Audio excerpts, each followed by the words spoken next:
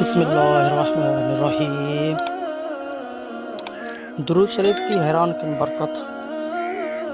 ابن ابی الدنیا نے حضرت عبداللہ بن عمرو کا بیان نقل کیا ہے کہ قیامت کے دن اللہ کی طرف سے حضرت آدم علیہ السلام کے ٹھہرنے کا ایک خاص مقام ہوگا۔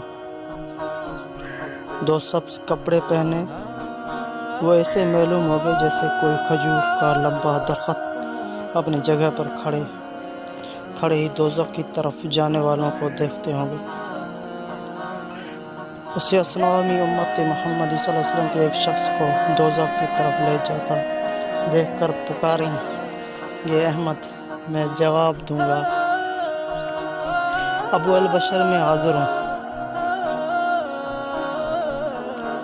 حضرت آدم علیہ السلام کہیں گے، تمہاری امت کے اس آدمی کو دوزخ کی طرف لے جایا جا رہا ہے۔ میں سنتے ہی فوراً جلد تیار کر کے فرشتوں کے پیچھے جاؤں گا اور کہوں گا، اے اللہ کے قاصد ٹھہر جاؤ۔ فرشتے کہیں گے، ہم سخت خوار طاقت طور اللہ جو حکم دیتا ہے اس کے خلاف نہیں کر سکتے، جیسا حکم ملتا ہے ویسے ہی کرتے ہیں۔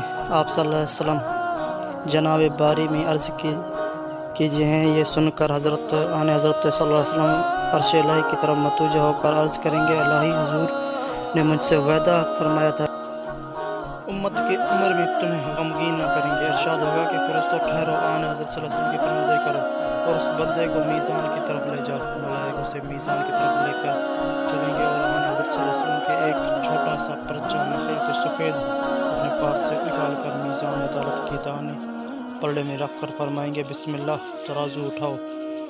اس پرچہ کی ترازو میں رکھتے ہی نیکیاں بھاری اور گناہ بالکل ہلکے ہوں گے۔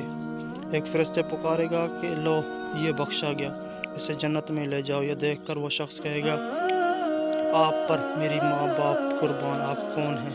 آپ کا چہرہ اتنا حسین اور آپ کے اخلاق کتنے اعلیٰ ہیں۔ آپ نے مجھے لوٹا دیا اور میری آبرو پر رحم فرمایا۔ میں جواب دوں گا، میں تیرا وہی نبی محمد صلی اللہ علیہ وسلم ہوں، اور یہ تیری وہ درودیں تھی جو تو مجھ پر پڑھتا تھا، آڑے وقت میں تیرے کام آئے۔ سبحان اللہ العظیم۔